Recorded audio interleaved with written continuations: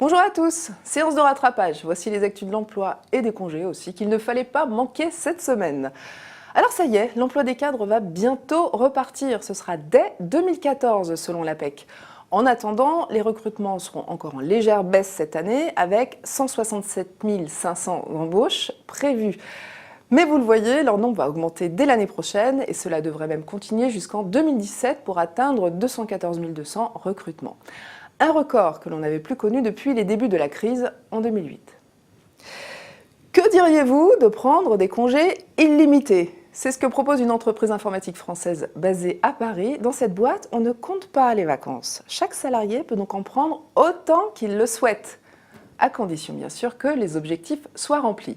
Alors pour s'y retrouver, l'entreprise enlève 2 jours de congés payés par mois à chaque employé, qu'il en ait pris plus ou pas.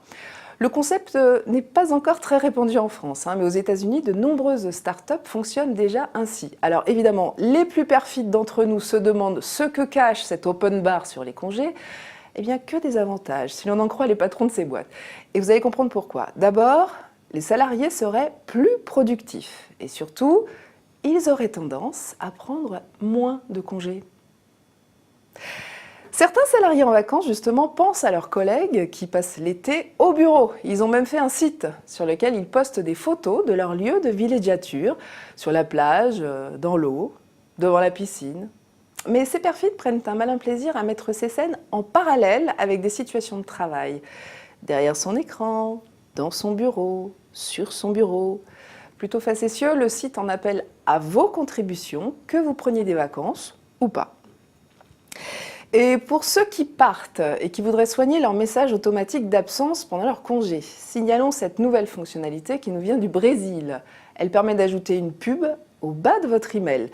Pas n'importe laquelle, celle d'un voyagiste qui offre des réductions sur des vols ou des réservations d'hôtels au contact qui cherche à vous joindre. Évidemment, vous recevez également des réductions pour avoir accepté de prêter votre mail comme support de pub. 13 000 voyages auraient ainsi été déjà vendus par ce canal. Voilà, c'était le dernier JT de l'emploi de la saison. Alors très bonne pause estivale si vous en faites une. Bon labeur aux autres.